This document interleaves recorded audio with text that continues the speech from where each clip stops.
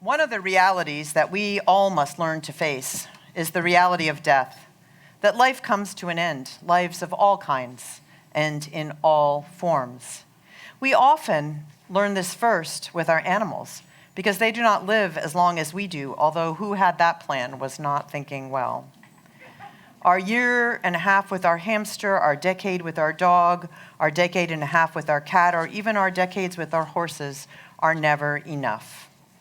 Gary Kowalski is a UU minister who has written a book about the loss of a beloved animal. And he writes, "Stars have their lifespans and we have ours. Even the earth, which seemed to the ancient writers was once to last forever, was once young and will ultimately grow old. It's how the world stays in balance and makes room for the new.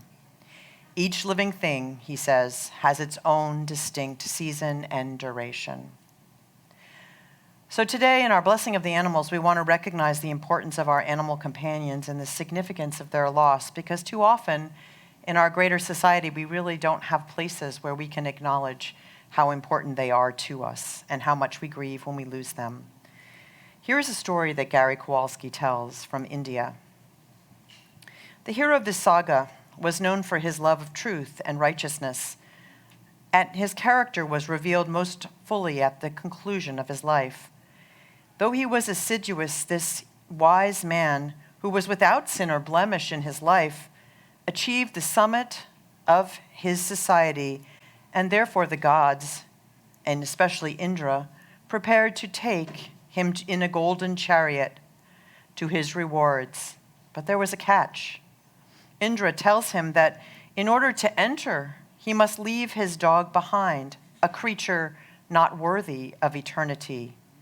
"There is no room in heaven for persons with dogs," the almighty Indra announces.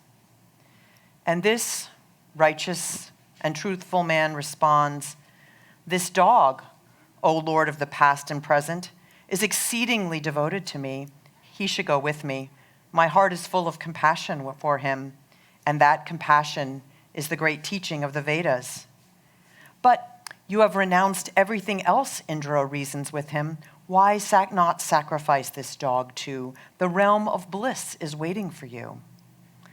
But this wise and righteous man would not betray his lifelong friend, and instead chose to forego heaven, saying, "It has been said that the abandonment of one who is devoted is infinitely sinful. So hence, great Indra, I shall not abandon this dog today for desires for my happiness." So we take this wise lesson into our hearts as we take a moment to remember animals that were lost in this community. We have Fergie the dog and Ginger the cat, the beloved animals of Dan Barnhart and Virginia Huey, who died in 21 and 22. We have Scotch, the beloved dog of Patty Purvis Thielman and her family. Wally, Sagittarius, the beloved dog of Melissa Allen and Elizabeth Andreessen, who died in 2022.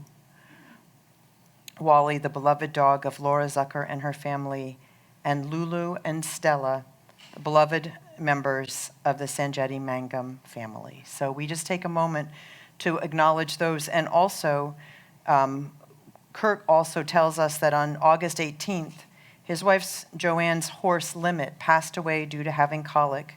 The horse was 29 years old and German-born and was with them for a decade and went to 10 dressage shows with them. So we're holding all of them. And I invite you now, if you did not have a chance to send in a picture of your beloved animal, just to call out the names and we will just hold them together.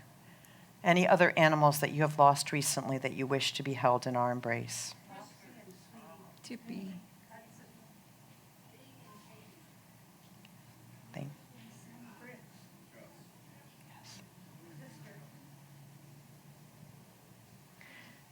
And we remember all of these animals, we hold them in our embrace, and we recognize the significance that they have in our days, both in their presence and the ways that they live on in our life.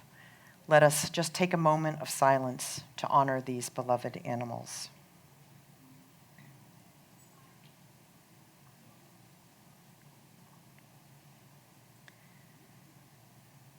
Thank you, all of you who sent in a picture or said a name, for bestowing the blessings of these memories on this community. We honor all of these animals and the love and care and joy that they gave to all of us.